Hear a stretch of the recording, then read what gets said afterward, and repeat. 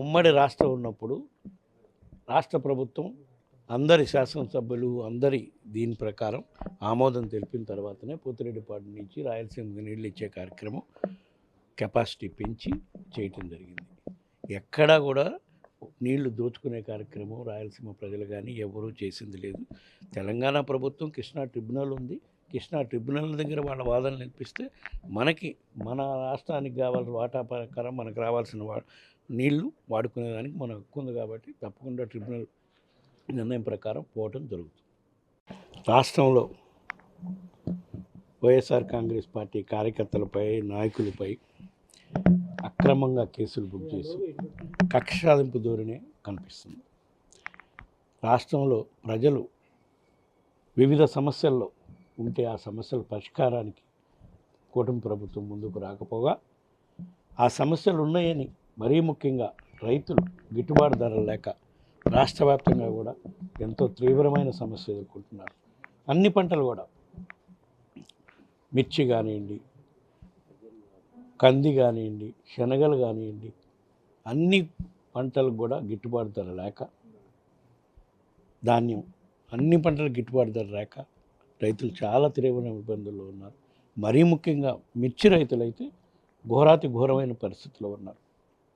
వాళ్ళకు అండగా నిలబడటం కోసం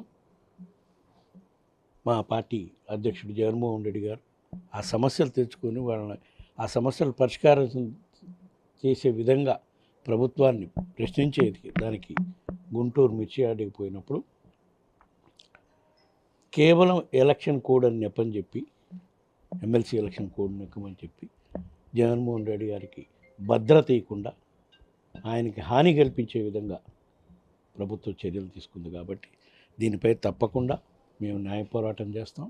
అవసరమైతే రేపు పార్లమెంట్ సమావేశాల సందర్భంగా ప్రధానమంత్రి దృష్టికి, హోమ్ మినిస్టర్ దృష్టికి కూడా తీసుకెళ్ళి ఏ విధంగా Z+ కేటగిరీ సెక్యూరిటీ ఉన్న నాయకుడికి సెక్యూరిటీ కల్పించకుండా ఏ విధంగా ఆ రోజు ప్రభుత్వం ఇది చేసింది అనేదాన్ని కేంద్ర ప్రభుత్వం దృష్టికి తీసుకెళ్ళి తప్పకుండా దీనిపై జగన్ గారి ప్రాణాలకి హాని కల్పించే విధంగా ప్రభుత్వం చర్యలు తీసుకుంటుంది.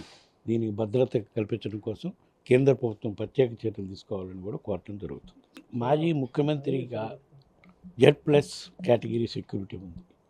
ఎక్కడికి పోయినా ఆయన ఎక్కడికి ఏమీ పోగొడిన చోటుకు పోలేదు కదా. రైతులు ఇబ్బందుల్లో ఉన్నారని రైతులను పలకరించడానికి పోయాడు. దానికి సెక్యూరిటీ పోవడానికి కారణం ఏంటి?